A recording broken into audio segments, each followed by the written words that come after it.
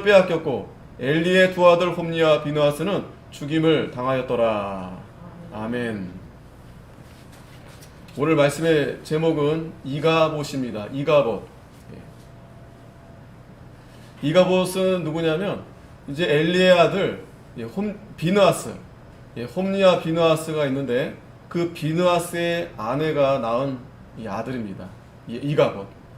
그런데 참 비참하게도 이 하나님의 교회를 빼앗기고 또 시부와 그 남편이 죽은 소식을 듣고 이제 상기가 가까웠는데 그 소식을 들은 이 아내가 비느하스 아내가 일찍 이 아이를 이제 낳게 된 거예요.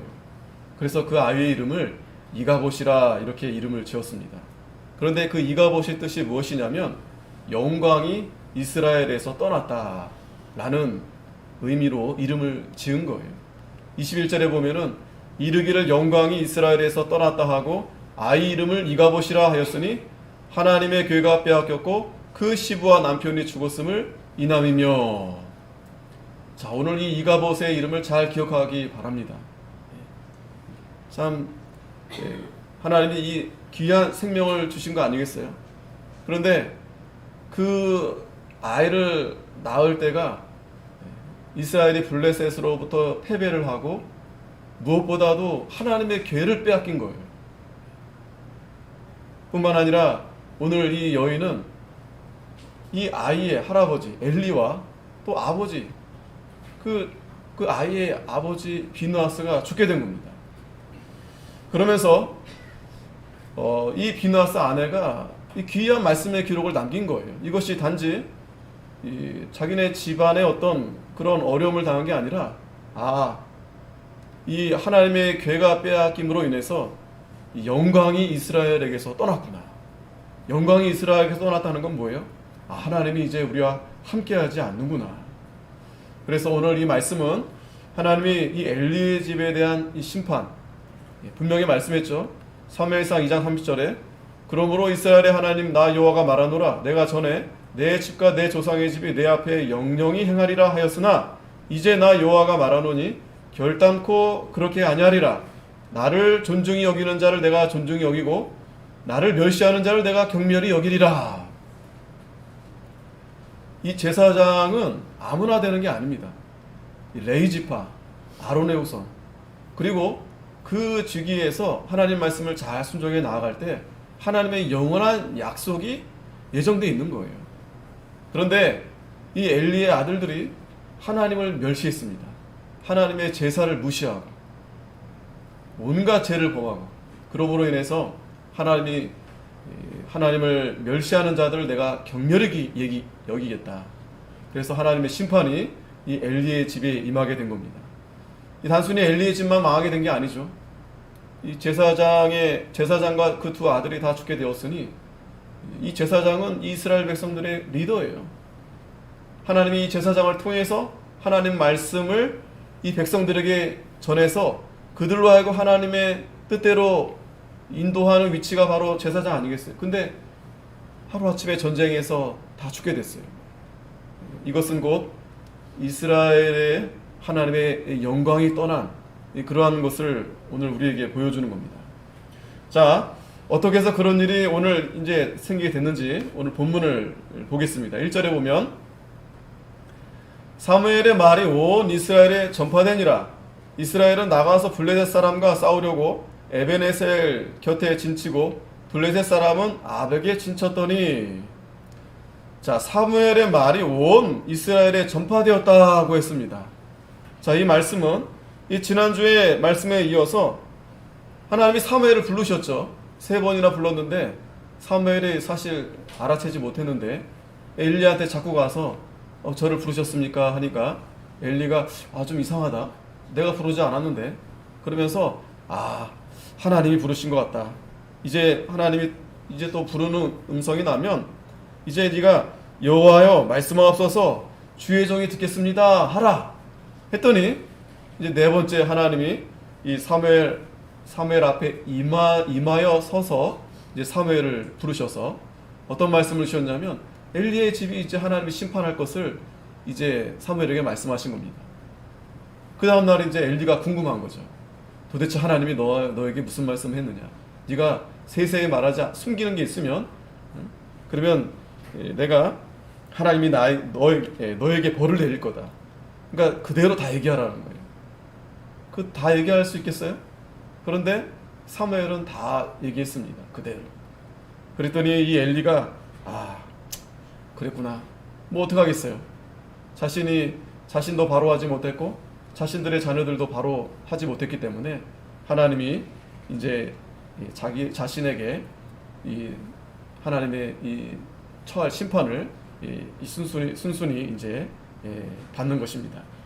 그러면서 이제 하나님이 엘리로부터 이제 떠나서 이제 사무엘에게, 이 사무엘이 잘하면서 하나님이 이게 사무엘에게 하신 말씀이 땅에 떨어뜨리지 않게 하셨다고 그랬어요. 그 말은 뭐냐면 사무엘이 하나님 말씀대로 살아가는데 사무엘이 말하는 대로 다 되어지는 거예요. 뿐만 아니라 이 단에서부터 부엘세바까지 북쪽에서 남쪽 온 지역에 이제는 이 사무엘이 여호와의 선지자로 하나님이 세우셨다. 뿐만 아니고 이제 이 사무엘이 말하는 걸 통해서 사무엘을 통해서 하나님이 하나님의 말씀을 다시 나타내었다고 했습니다. 그래서 이 사무엘의 말이 온 이스라엘에 이제 전파가 된 겁니다. 하지만 이제 그러면서 동시에 하나님이 이제 이 블레셋을 통해서 전쟁을 일으키신 거예요. 전쟁을 일으키신 겁니다. 그래서 이 이스라엘은 에벤에셀 곁에 진치고 이 블레셋은 그 옆에 이제 아벡에 이제 진을 쳤는데 2절에 이스라엘을 대하여 항우를 벌이니라. 그 둘이 싸우다가 이스라엘이 블레셋 사람 앞에서 패하여 그들에게 전쟁에서 죽임을 당한 군사가 4,000명 가량이라. 이 전쟁을 했는데 아무래도 블레셋이 더 강력하죠. 그래서 4,000명이나 이제 죽임을 당하게 된 겁니다. 이제 큰일 났죠. 3절에 보면 백성이 진으로 돌아오매 이스라엘 장로들이 가로되 여호와께서 어찌하여 우리를 오늘 블레셋 사람 앞에 패하게 하셨는고 여호와의 언약궤를 실로에서 우리에게로 가져다가 우리 중에 있게 하여 그곳으로 우리 원수들의 손에서 구원하게 하자.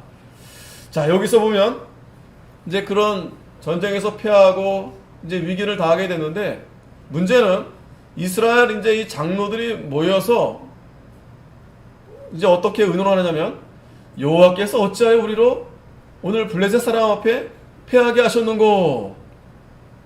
자, 이제 회의를 한 겁니다. 모여가지고 회의를 한 겁니다. 자, 그렇다면 여러분 이러한 어려움을 당했을 때 이 장로들이 정말 깨어 있었다면 또 여기서 제사장 엘리가 이런 어려움을 만났을 때 그 과거를 돌아보면 그 어려움을 왜 만나게 된 겁니까? 하나님께서 왜 하나님이 이스라엘 백성들의 하나님이 되시는데 왜 블레셋으로 하여금 왜 이 패하게 하셨을까요? 어렵습니까? 이 문제는 지금 이스라엘의 패배한 이스라엘 문제가 아니라 저와 여러분들에게도 이런 일이 항시 있습니다. 뭐 개인적으로나 가정적으로나 나라적으로나 어려움을 당하게 될 때 왜 우리가 이렇게 어려움을 당하게 됐을까? 왜 이런 문제가 나에게 이런 문제가 찾아오게 되었을까? 자, 그런 문제가 우리에게 처해졌을 때, 자, 성경을 보면 성경은 분명하게 말씀합니다. 이제 이스라엘 백성들에게 있어서도 이제 모세를 통해서 또 여호수아를 통해서 또 사사들을 통해서 하나님이 누누이 말씀하셨어요. 자, 그 중에 신명기 28장 15절에 보면 내가 만일 내 하나님 여호와의 말씀을 순종하지 아니하여 내가 오늘날 내게 명하는 그 모든 명령과 규례를 지켜 행하지 아니하면 이 모든 저주가 내게 임하고 내게 미칠 것이니. 어린 아이들에게도 물어보면 답할 수 있는 그런 분명한 답이에요. 전쟁에서 패배한 이유가 어디 있습니까? 하나님의 말씀을 순종하지 않아서 그래요. 하나님 말씀을 순종하지 아니해서. 물론 애매하게 받는 고난도 있습니다. 하지만 우리가 가장 먼저 생각해야 될 것은 내가 하나님 말씀을 순종하지 않았구나. 그래서 나에게 이런 어려움이 찾아왔구나. 그래서 이 나라가, 내 가정이 이런 어려움이 찾아왔구나. 하나님이 분명히 말씀하셨잖아요. 신명기 전체적으로도 말씀을 보게 되면 그거예요. 네가 하나님 말씀을 잘 순종하면 들어가도 복을 받고 나가도 복을 받고 내 광주리가 꽉 차게 되고 심지어 내 그 짐승들까지도 하나님이 그렇게 복을 주신다고 약속했어요. 그런데 그렇지 아니하고 이렇게 나에게 저주가 임하고 또 어려움을 당하고 이렇게 그런 일을 당했을 때에는 우리가 가장 먼저 우리가 하나님 앞에 참으로 회개하는 마음으로 엎드려서 내가 하나님 앞에 하나님 말씀을 잘 순종하지 못했구나. 신명기 18장 25절에 보면은 여호와께서 너로 내 대적 앞에 패하게 하시리니 내가 한 길로 그들을 치러 나가서는 그들의 앞에서 7길로 도망할 것이며 내가 또 세계 만국 중에 흩음을 당하고. 하나님이 분명히 말씀했습니다. 분명히 하나님 말씀을 잘 순종하지 않고 또 뿐만 아니라 이제 네가 배부르고 이제 등 따숩고 이제 뭐 여유가 있을 때 하나님이 분명히 말씀해요. 두렵건대 또 두렵건대 내가 내 마음에 이르기를 내 능과 내 손의 힘으로 내가 이 재물을 얻었다 할까 하노라. 그러면서 이스라엘 백성들로 하여금 하나님께서 너희가 나를 버리고 우상을 섬기면 그때에도 하나님이 분명히 하나님이 저주하고 하나님이 심판하실 거라고 분명히 말씀하셨습니다. 사사기 2장 20절에도 말씀했어요. 사사기 2장 20절에도 여호와께서 이스라엘에게 진노하여 이르시되 이 백성이 내가 그 열조와 세운 언약을 어기고 나의 목소리를 청종치 아니하였은즉 나도 여호수아가 죽을 때에 남겨둔 열국을 다시는 그들의 앞에서 하나도 쫓아내지 아니하리니. 여호수아를 통해서 이 가나안 땅에 들어가게 하셨잖아요. 400년 동안 애굽에서 종살이 하다가 또 40년 동안 그 광야의 그 고생을 지나서 드디어 하나님의 그 약속의 땅, 하나님의 그 언약하신 대로 젖과 꿀이 흐르는 땅, 그 땅에 들어가지 않았겠습니까? 거기에 있는 그 가나안 족속들을 다 몰아나게 하셨는데, 그런데 하나님이 그들을 남겨두셨다 그랬어요. 그 이스라엘 백성들을 시험하시려고. 너희들이 내 말을 듣는가 듣지 아니한가.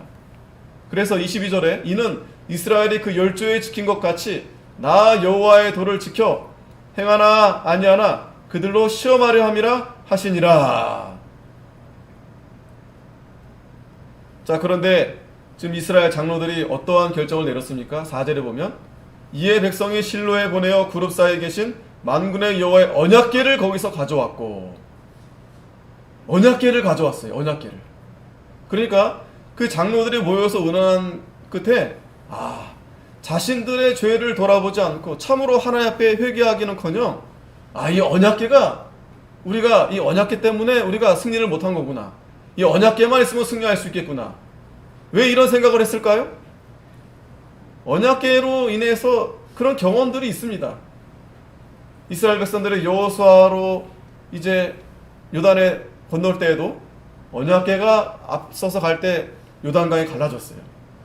여리고 성을 무너뜨릴 때도 언약궤를 제사장들이 메고 도니까, 함께 온 백성들이 도니까 와 하면서 여리고 성이 무너졌어요.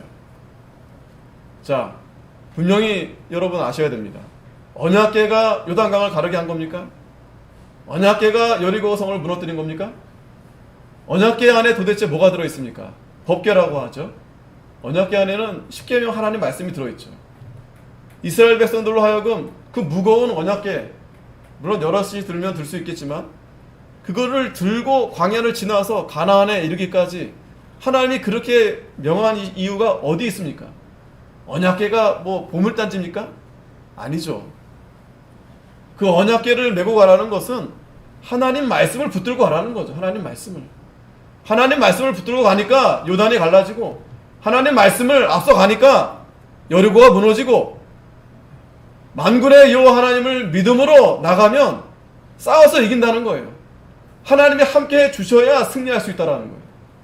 그런데 이 장로들이 지금 어떻게 된 겁니까? 하나님을 믿는 믿음이 아니라 이 언약궤가 우상이 되어버렸어요. 우상이 되어버렸어요. 마치 어떤 부적처럼. 여러분 잘 생각해 보세요. 이 성경책이 부적입니까? 이 성경책을 잘 이렇게 가슴에 품고 다니면 이 성경책에서 막 능력이 나타납니까? 이 얘를 놓고 다니면은 내가 오늘 뭔가 좀 불안하고, 가방에다가 얘를 좀 들고 다니면은 뭔가 얘가 나를, 이 책이 나를 보호해 줄 것 같고, 그럽니까 여러분? 이게 어디서 나온 발상입니까? 이게 바로 우상을 섬기는 이방인들에게서 나온 발상이에요. 이방인들에게 나온 발상. 그들이 마치 부적처럼 뭔가 만들어서 그걸 뭔가 손에 쥐고 뭔가 가지고 다니고, 그러니까 그들이 뭐 점을 보러 가든 뭘 보러 가든 하면서 부적을 받는 거예요. 또 그걸 만들어 놓는 거예요. 새긴 우상을 만들어 놓는 거예요. 우상화하는 겁니다. 그래서 그걸 그걸 의지하는 거예요. 마치 그것 때문에 내가 보호를 받는 것처럼. 지금 장로들이 지금 뭐 하는 짓거리입니까? 뭐 하고 있습니까? 이스라엘 백성들을 대표해서, 또 거기서 한술 더 떠서 엘리와 두 아들 홈리와 비누스는 지금 뭐 하고 있습니까? 지금 잘못하고 있는 가운데에서 엘리도 가만히 있고 홈리와 비느하스는 따라가는, 같이 가는 거예요. 아, 그러면 될 것 같다. 이것은 지금 이스라엘 백성들이 심각한 이 타락한 상태를 보여주는 거예요. 그들이 하나님을, 살아계신 하나님을 믿는 백성들이 아니라 마치 그 가나안 이방 땅에서 우상을 섬기듯이, 그 엘리의 아들들도 그렇고 이스라엘 백성들도 그렇고, 왜 그렇게 됐어요? 하나님의 제사를 멸시하니까. 하나님 말씀대로 순종하지 않고 자기 마음대로 자기 소행대로 하니까 하나님은 온데간데 없고 이제 그 자리에 우상을 세워놓는 거예요. 또 자기가 우상이에요. 자기가. 지금 이러한 어려운 시국에 어떻게 해야 됩니까? 여호수아는 엎드려서 하나님 앞에 간절히 기도했어요. 여호수아도요, 여리고는 무너뜨렸지만 아이성 전투에서는 완전히 실패했어요. 그때 여호수아가 한 일은 하나님 앞에 엎드려서 기도한 겁니다. 하나님 앞에. 언약궤가 여리고성을 무너뜨린 게 아니에요. 하나님이 무너뜨리신 겁니다. 하나님께서. 그때에도 여호수아가 하나님 말씀대로 하니까 하나님이 그 성을 무너뜨리게 하신 거예요. 지금 이스라엘 백성들이 왜 실패한 겁니까? 하나님 말씀대로 하지 않으니까 실패한 거예요. 그런데 그걸 깨닫지도 못한 가운데 이 장로들과 이 제사장들은 하나님 말씀대로 돌이키기보다 그 언약궤를 우상 섬기듯이 해서 그걸 들고 지금 자기 생각대로 자기 마음대로 전쟁에 임하려고 하는 거예요. 오늘 저와 여러분들의 모습도 그러지 않았는가 한번 우리가 잘 생각해 봐야 됩니다. 잘 생각해 봐야 됩니다. 우리도 여러 어려움을 당할 때가 있어요. 애매히 고난도 당하지만 또 우리가 잘못해서 당하는 일이 더 많습니다. 하나님 앞에 바로 하지 못해서. 그러면 그때 우리는 무엇보다도 하나님 앞에 엎드려서 우리의 잘못을 다 알아야 돼요. 회개해야 돼요. 하나님이 살려주시는 겁니다. 하나님만이 우리의 생명이 되어주시는 거예요. 우리가 뭘 해가지고 뭐 수단 방법을 다 사용해가지고 그렇게 해서 되는 게 아닙니다. 이사야 1장 10절에 보면은 너희 소돔의 관원들아 여호와의 말씀을 들을지어다. 너희 고모라의 백성아 우리 하나님의 법에 귀를 기울일지어다. 여호와께서 말씀하시되 너희의 무수한 재물이 내게 무엇이 유익하뇨? 나는 수양의 번제와 살찐 짐승의 기름에 배불렀고 나는 수송아지나 어린 양이나 수염소의 피를 기뻐하지 아니하노라. 너희가 내 앞에 보이러 오니 그것을 누가 너희에게 요구하였느뇨? 내 마당만 밟을 뿐이니라. 헛된 재물을 다시 가져오지 말라. 분양은 나의 가증이 여기는 바요. 월삭과 안식일과 대회로 모이는 것도 그러하니 성에 아울러 악을 행하는 것을 내가 견디지 못하겠노라. 내 마음이 너의 월삭과 정한 절기를 싫어하나니 그것이 내게 무거운 짐이라. 내가 지기에 곤비하여 너희가 손을 펼 때 내가 눈을 가리우고 너희가 많이 기도할지라도 내가 듣지 아니하리니 이는 너희 손에 피가 가득함이니라. 너희는 스스로 씻으며 스스로 깨끗게 하여 내 목전에서 너희 악업을 버리며 악행을 그치고 선행을 배우며 공의를 구하며 학대받는 자를 도와주며 고아를 위하여 신원하는 과부를 위하여 변호하라 하셨느니라. 하나님 앞에 철저히 회개하라는 거예요. 그리고 하나님께서는 상한 심령을 받아주십니다. 상한 심령. 하나님 앞에 죄를 애통하고 회개하고, 그리고 나아가서 선행을 배우며 공의를 구하며 학대받는 자를 도와주라는 것. 고아를 위해 또 과부를 위해서 변호하라고 했습니다. 이것이 우리가 하나님 앞에 참된 충실한 제사장으로서 하나님 앞에 바로 하는 거예요. 그런데 이 엘리와 이 제사장들, 또 장로들도 마찬가지입니다. 지금 자신들의 하나님 앞에 바로 하지 못한 것, 잘못한 것은 생각하지 않고 그저 끝까지 자기들 생각대로, 자기들의 방법대로 쓰면서 이렇게 나가는 거예요. 그러면서 5절에 여호와의 언약궤가 진에 들어올 때 온 이스라엘이 큰 소리로 외치며 땅이 울린지라. 자, 좋은 아이디어를 얻었어요. 아, 이 언약궤구나. 그렇지. 생각해보니까 그때 우리 요단도 건넜고 또 여리고도 무너뜨렸었고, 이 언약궤가, 이게 언약궤 때문에 그때 우리가 그랬었구나 하면서 이제 힘을 얻었어요, 이스라엘 백성들이. 그러면서 이 언약궤를 들고 가면서 와, 큰 소리로 외치면서, 그랬더니 땅이 울렸다 그랬어요. 그러니까 땅이 울릴 정도로 그렇게 막 함성을 지르면서 그렇게 이제 나아간 겁니다. 그랬더니 블레셋 사람이 그 외치는 소리 때문에 그걸 듣고서 히브리 진에서 큰 소리로 외치며 어찌미뇨 하다가 여호와의 궤가 진에 들어온 줄을 깨달은지라. 순간, 분명히 앞전에서는 패배하고 4,000명 가량이나 분명히 죽었었는데, 아니 또다시 얘네들이 뭔가를 들고 오면서 힘을 얻고 나오는 거예요. 그랬더니 이 블레셋 사람들도 그 여호와의 궤에 대한 소문을 이제 듣고 안 거예요. 그러면서 7절에 블레셋 사람이 두려워 가로되 신이 진에 이르렀도다 하고, 또 가로되 우리에게 화로다, 전일에는 이런 일이 없었도다. 그러니까 이방 사람들도 저 언약궤가 신인 줄 알았던 거예요. 저 이스라엘 백성들이 저 신주단지처럼 모시는 저 언약궤, 저게 그들의 하나님을 저기다 모시고 있구나. 그러면서 우리에게 화로다, 누가 우리를 이 능한 신들의 손에서 건지리요. 그들은 광야에서 여러 가지 재앙으로 애굽인을 친 신들이니라. 자, 이 블레셋 사람들도 안 거예요. 하나님께서 애굽에서 어떻게 역사해서 이스라엘 백성들을 건지셨는지. 자, 그런데 중요한 것은 이스라엘 백성들이 막 이렇게 감정이 막 이렇게 올라왔어요, 그죠? 그 전에는 패배해가지고 막 축 이렇게 늘어졌었는데 그 언약궤를 보고 갑자기 힘을 얻은 거예요. 자, 이것은 도대체 어떤 현상인가? 이걸 잘 아셔야 돼요, 여러분. 순간적으로 이스라엘 백성들이 하나님 앞에 정말 은혜를 구하고 회개하고 하나님의 은혜를 입어서 이들이 이렇게 힘을 얻은 게 아니라 자기들 스스로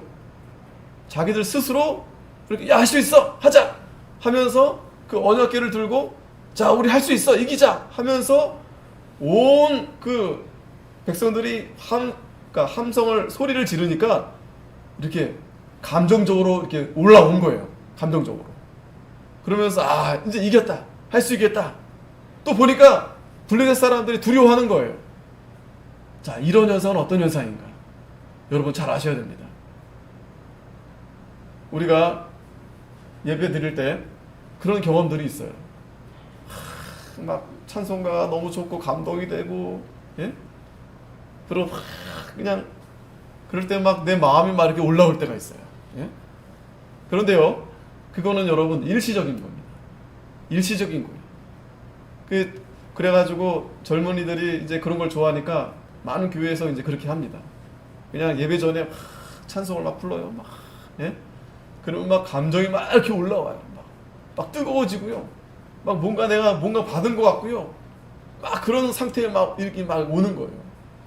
자, 근데 그게 뭐가 문제인가 한번 보여드릴게요. 열왕기상 19장 11절에 보면 하나님이 이제 엘리야 앞에 하나님이 이제 나타나시는데, 엘리야를 이제 산에 딱 서게 한 거예요. 그러면서 여호와께서 지나가시는데 여호와 앞에 크고 강한 바람이 산을 가르고 바위를 부셨어요. 그런데 여호와께서 계시지 아니하며 그랬어요. 그러니까 하나님이 엘리야에게 하나님을 이제 나타내 보여주시는데 막 바람이 불고 막 산이 울리고 하니까 하나님이 여기 계시나 했는데 계시지 않았던 거예요. 또 바람 후에 지진이 났어요. 지진이 나는 정도면은 여러분, 야, 이건 뭔가 있는 거 아니겠어요? 그랬는데 지진이 있으나 지진 가운데도 여호와께서 계시지 않았다 그랬어요. 또 지진 후에 이제는 불이 나타나면 여러분, 그건 정말 신기한 일 아니겠어요? 그런데 그 불에도 계시지 않았다 그랬어요. 자, 그러면 하나님이 어디에 계시느냐? 바로 세미한 소리에 계신다 그랬어요. 세미한 소리. 그러니까 여러분, 막 불이 나타나고 막 지진이 나고 막 바람이 불고 요동치고 이런 것에 여러분들이 현혹이 되면 안 돼요. 현혹이 되면 안 됩니다. 물론 하나님이 바람도 일으키고 불도 일으키고 지진도 일으키고 다 하십니다. 그런데 하나님은 어디에 계시느냐? 세미한 소리에 있다 그랬어요. 세미한 소리. 세미한 음성이 있다 그랬어요. 이스라엘 백성들이 뭘 착각했어요? 하나님이 자기들이 부르면 하나님이 오는 줄로 알았어요. 아, 이 언약궤만 있으면 하나님이 이제 도와주겠지? 전혀 그렇지 않아요. 막 소리를 내고 막 하나님 오시옵소서 막 절대 그렇지 않아요. 세미한 소리, 세미한 음성. 이건 뭐예요? 하나님 말씀에 하나님이 계시는 하나님 말씀. 하나님 말씀. 그 말씀이 누구에게 가까이 가십니까? 상한 심령, 회개하는 심령. 우리가 하나님을 간절히 찾는 것은 우리가 하나님 앞에 엎드려서 회개하고 상한 심령으로 나아갈 때 하나님이 함께 해주시는 거예요. 그때 세미한 음성이 들리는 거예요. 이 세미한 음성은 뭐 내 들리는 게 아니에요. 내 안에 영으로 하나님이 나에게 말씀하시는 거예요. 그때 하나님이 분명히 함께 하시는 겁니다. 근데 사람들은요, 이걸 깨닫지 못하는 거예요. 그리고 마치 그 무당들 있잖아요. 막 작두 타고요. 굿하잖아요. 그러면서 신들을 부르잖아요. 그런 거에 현혹이 되는 거예요. 이스라엘 백성들이 그 가나안 땅의 그 이방 신들의 그런 모습을 보고서는 그걸 따라하는 거예요, 지금. 아, 저렇게 해야 하나님이 오시는구나. 그러면서 그들도 우상들을 가지고 다니거든요. 싸울 때 또 군인들은 부적들 같은 거 넣어놓고 다니잖아요. 싸울 때 죽지 않는 거. 여러분, 문신 알죠? 문신을 왜 합니까? 그 신들로부터 이 신을 자기 몸에 새겨서 자기가 보호받으려고 문신을 하는 겁니다. 그래서 문신하는 겁니다. 이스라엘 백성들이 그런 이방의 그런 우상신을 섬기는 그런 문화를 따라하는 거예요. 그러면 마치 하나님이 거기에 임할 줄 알고. 오늘날도 여러분 잘 생각해 보세요. 우리가 하나님 앞에 참 회개하고 죄를 애통하고 죄를 자복하고 상한 심령으로 나아가야 그래도 우리에게 하나님께서 은혜를 주시고 자비를 베푸실까?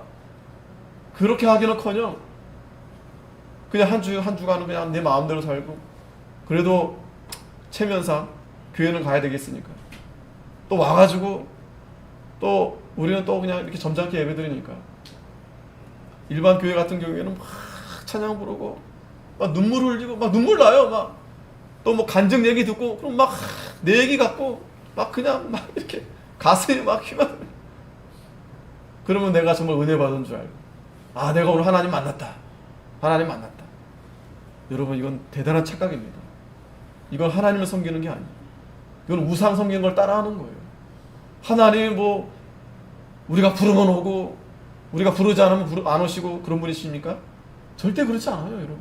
우리가 지금 왜 그런 착각을 하느냐? 이 세상 사람들을 보면서 우리 마음이 그들로 하여금 우리 마음이 그들에게 빼앗겼기 때문에 하나님을 우리가 잊어버려서 그런 거예요. 하나님을. 또 하나님을 잘 알지 못하기 때문에. 지난주도 말씀드렸지만 그래서 우리가 하나님을 힘써 알아야 됩니다. 그리고 우리 앞에 선진들이 어떻게 하나님을 섬겼는가 그걸 우리가 잘 배워야 됩니다. 성경을 통해서 배우고 또 역사적으로도 과거에 우리 앞선 믿음의 선진들이 어떻게 하나님을 섬겼는가 잘 배워야 됩니다. 또 배워야 됩니다. 알아도 또 배워야 됩니다. 그렇게 하지 않으면은요, 저도 여러분도 가만히 있으면은 가만히 우상에게 현혹되는 거예요. 그렇게 하면 되는구나. 그럼 오늘 예배에 왔으니까 하나님이 복을 주시겠지. 내 찬송을 잘 불렀으니까, 내 연보를 좀 드렸으니까 하나님 이거 좀 받아주시겠지. 안 한 사람보다 나니까 안 드리는 사람보다 나니까. 전혀 여러분 그건 예배가 아닙니다. 예배가 아닙니다. 우리가 하나님 앞에 선다는 것은 두려운 일이에요. 두려운 일. 어떻게 감히 우리가 하나님 앞에 설 수 있겠어요? 그런데 하나님이 우리를 불러주신 겁니다. 하나님의 은혜로. 그러면 우리는 어떻게 나아갑니까? 감사하는 마음으로 나아가는 거예요. 감사하는 마음으로. 여기에 하나님이 계시니까, 여기에 나의 생명이 있기 때문에 우리는 그 어떤 어려움과 장애를 뚫고서라도 하나님 앞에 나아가는 거예요. 믿음으로 나아가는 겁니다. 마태복음 6장 6절에도 너는 기도할 때 내 골방에 들어가 문을 닫고 은밀한 중에 계신 내 아버지께 기도하라. 은밀한 중에 보시는 내 아버지께서 갚으시리라. 이 당시에도 바리새인들은 거리에 다니면서 떠들면서 기도하는 거야. 그러면서 자기 은근히 자랑하는 거야. 누구도 도와줬고 누구도 뭐 해줬고 또 금식도 하고 있고 이렇게 자기 자랑하는, 기도가 자기 자랑하는 겁니까? 그러면서 이 말씀을 예수님이 외식하지 말라는 거예요. 외식하지 말라는 게 뭐예요? 나가서 밥 사 먹지 말라는 겁니까? 코로나인데 나가서 그냥 그 얘기가 아니고 형식적으로 하지 말라는, 형식적으로. 형식적인 신앙생활 하지 말라는 거예요. 형식적인 종교생활 하지 말라는 거예요. 형식적인 성도인 척 하지 말라는 거예요. 목사인 척, 직분자인 척 하지 말라는 거예요. 하나님이 그런 사람 받지 않는다라는 거예요. 진실되게. 그러려면 은밀한 가운데 하나님 앞에 나아가서 기도하라는 거예요. 그러면 하나님이 다 갚아주신다. 그 사람 앞에서 체면상 그게 아니다라는 겁니다. 자, 다시 본문에 돌아오면 분명히 블레셋 사람들이 두려워했었어요. 일시적으로. 그런데 9절에 보니까 너희 블레셋 사람들아 강하게 되며 대장부가 되라. 아니 이게 반전이 일어났어요. 반전. 조금 전까지만 해도 야 이거 큰일 났다. 저 언약궤를 들고 온 거 보니까 저들의 신이 저들과 함께 하고 있구나. 애굽에서도 그런 큰 이적을 행했던 그 신들인데, 그런데 갑자기 이들이 용기를 얻었어요. 자, 이걸 보니까 이스라엘 백성들이 지금 잘못된 지금 그걸 하고 있는 거죠. 하나님이 함께 하지 않는다라는 증거가 여기 나타나는 겁니다. 이 블레셋 사람들이 오히려 더 승승장구해가지고 너희는 대장부가 되라. 히브리 사람의 종이 되기를 그들이 너희의 종이 되었던 것 같지 말고 대장부 같이 되어 싸우라. 자, 보세요. 자, 이걸 보면서 여러분 분명히 아셔야 됩니다. 저와 여러분들이 이 세상에서 나아가서 이 세상과 악한 대적들과 싸울 때요, 진심으로 하나님을 붙들고 가지 않으면은요, 이렇게 조롱거리가 되는 거예요. 오히려 더 비웃을거리가 되는 거예요. 싸움도 안 됩니다. 오히려 더 역전패가 돼요. 역전패.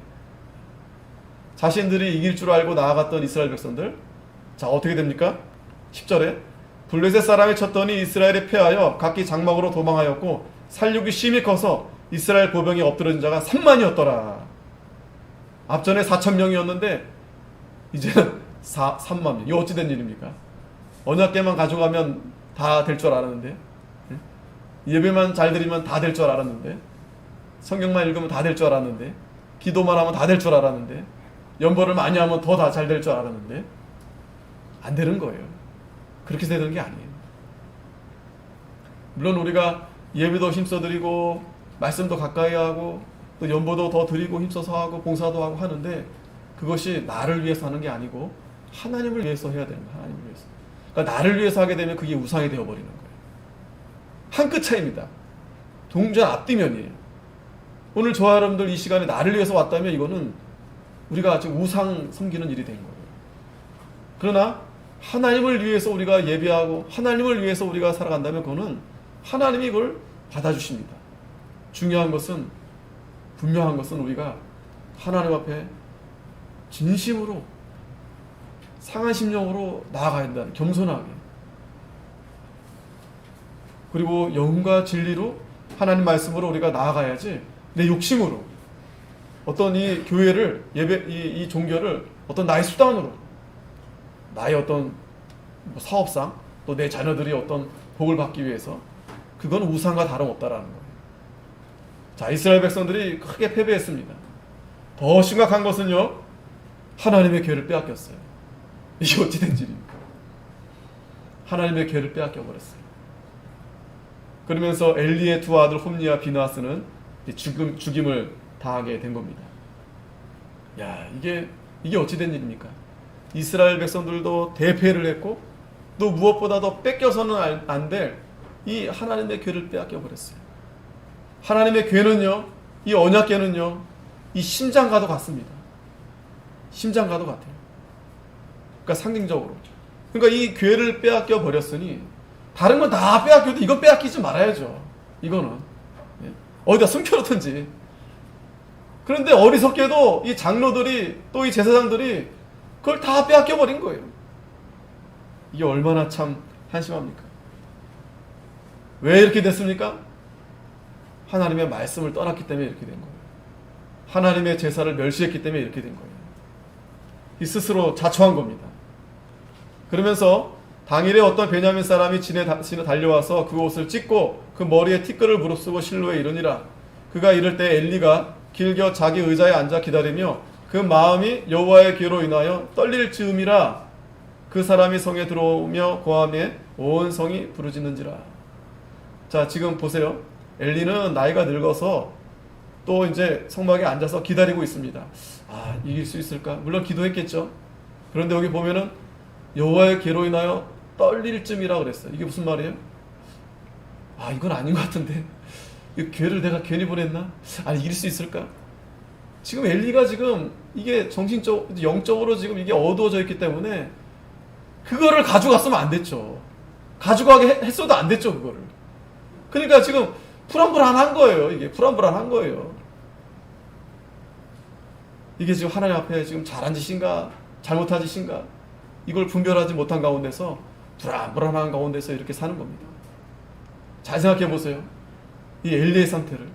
저와 여러분들도 영적으로 어두워지면요, 내가 지금 잘못하고 있는데도, 하나님 말씀을 지금 어기고 있는데도 좀 불안하긴 해요. 아, 이러면 안 될 것 같은데, 이러면 좀 내가 하나님 앞에 벌 받을 것 같긴 한데, 그러면서도 그렇게 그냥 망각한 상태에서 사는 거예요. 그냥 죄지면서 사는 거예요. 그런데 저 멀리서 누가 막 이렇게 그냥 패배한 그런 병사의 모습으로 달려오는 겁니다. 그러면서 엘리가 그 부르짖는 소리를 듣고 가로되 이 헌화하는 소리는 어찌미뇨? 그 사람이 빨리 와서 엘리에게 구하니 때 엘리의 나이 98세라. 그 눈이 어두워서 보지 못하더라. 자, 이 말들을 왜 자꾸 반복합니까? 엘리가 단순히 이제 눈이 어두워지니까 안경을 써야 되겠다는 말씀을 하는 겁니까? 아니죠. 엘리가 지금 어두워진 상태예요. 영적으로 어두워진 상태. 분별을 못하는 거예요.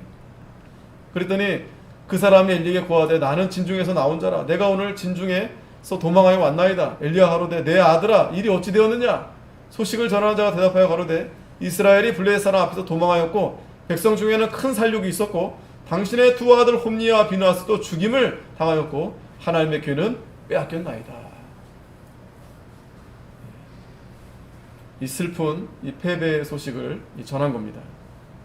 그랬더니 18절에 하나님의 괴를 말할 때, 자, 두 아들은 죽은 것까지는 좋았어요. 그런데 그것도 참 마음이 아프죠. 그런데 하나님의 괴를 말할 때 엘리가 자기 의자에서 자빠져 문 곁에서 목이 부러져 죽었다. 하나님의 괴를 말할 때, 하나님의 괴를 뺏겼다는 말을 들을 때 이 엘리가 의자에서 자빠져서 문 곁에서 목이 부러져 죽었다고 그랬어요. 그런데 그가 이제 나이가 많고 비둔한 연고다라고 그랬어요. 이거는 좀 이제 사무엘이 그래도 아무래도 자기 선생님이잖아요. 그래도 이렇게 자기를 가르친 사람이잖아요. 하지만 이 말은 뭐냐면, 나이가 많고 비둔했다는 건 뭐냐면, 사사기에도 보면은 그 에훗이 그 왕을 죽일 때 그 왕에 대한 표현을 뭐라 했냐면 그 왕이 비둔했다 그래요. 비둔했다. 그러니까 비둔해가지고 뭐 이렇게 둔한 상태를 가리키는 거예요. 그러니까 이 말은 뭐냐면, 이 엘리가 물론 이제 비대했다라는 것은, 그러니까 그의 행실이 하나님 앞에 바로 하지 못했다라는 그런 표현을 둘러서 말한 거예요. 그러니까 안 좋은 평가입니다. 하나님 앞에서 바로 하지 못한 이 엘리의 모습을. 하지만 그가 그래도 이스라엘의 사사가 된 지 40년 되었다 그랬어요. 40년. 안타깝게도 그의 말로가 이렇게 비참하게, 역사적으로도 하나님의 궤를 빼앗기는 제사장이 어디 있어요. 그걸 지키라고 제사장을 보냈는데 그걸 빼앗김으로 인해서 자기와 자기 집이, 가정이 무너졌을 뿐만 아니라 이스라엘 전체가 이제 무너지게 된 겁니다. 그러면서 마지막에 이제 19절부터 22절 보면 하나님의 영광이 떠났다는 말씀을 하시는 거예요. 19절에 그의 며느리 비누아스의 아내가 잉태하여 산기가 가까웠더니 하나님의 교회 빼앗긴 것과 그 시부와 남편의 죽은 소문을 듣고 갑자기 아파서 몸을 굽으려 해산하고. 자, 이건 또 무슨 일입니까? 그 전쟁통에 이 비누아스의 아내는 또 아이를 또 가졌네요.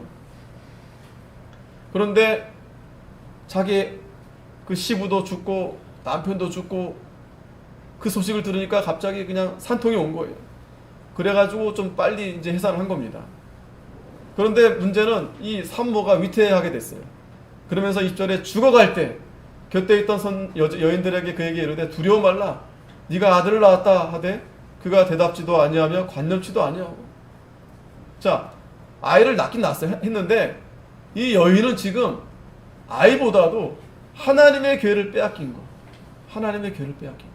그러니까 이 아내도 좀 믿음이 있었던 것 같아요. 하나님의 궤를 어떻게 빼앗길 수 있었을까? 그리고 자기 시부도 죽고 자기 남편도 죽고. 아이를 낳으면 여러분 얼마나 기쁩니까? 다 경험이 있으시잖아요. 아이를 낳으면 얼마나 기뻐요. 내 아이가 아니어도 누가 아이를 낳으면 얼마나 기쁜 일 아니겠습니까? 그런데 이 산모가 오히려 더 비통해진 거예요.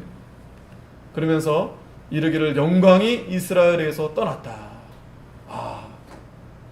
이 말씀은 이제 이스라엘 전체적으로 이제 말씀을 이제 기록한 거죠. 하나님의 영광이 이스라엘에서 떠나구나. 그래서 그 아이 이름을 이가봇이라 이렇게 지었어요. 이가봇. 하나님의 교회가 빼앗겼고 그 시부와 남편이 죽었음을 인함이다. 또 이르기를, 자, 강조하는 겁니다. 또 이르기를 하나님의 교회를 빼앗겼으므로 영광이 이스라엘에게서 떠났다.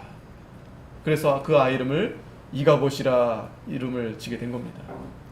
자, 이 하나님의 궤를 빼앗긴 아주 중요한 의미가 무엇입니까? 우리가 잘 말씀을 보았지만 이스라엘 백성들에게 있어서 하나님의 영광이 떠났다는 게 뭐예요?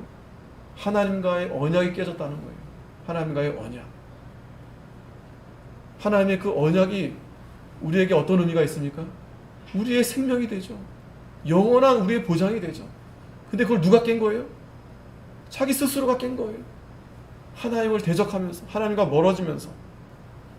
그것이 바로 이 하나님의 언약궤를 빼앗긴 것을 의미하는 겁니다. 오늘 저와 여러분들도 우리가 이 하나님의 이 언약궤를 빼앗긴 이 이스라엘 백성들, 특히 이 엘리 이 제사장, 그러한 우리가 되지 않았는가? 우리 목숨을 빼앗길지언정, 우리의 재산을 빼앗길지언정, 우리의 믿음은 지켜야 되지 않겠어요?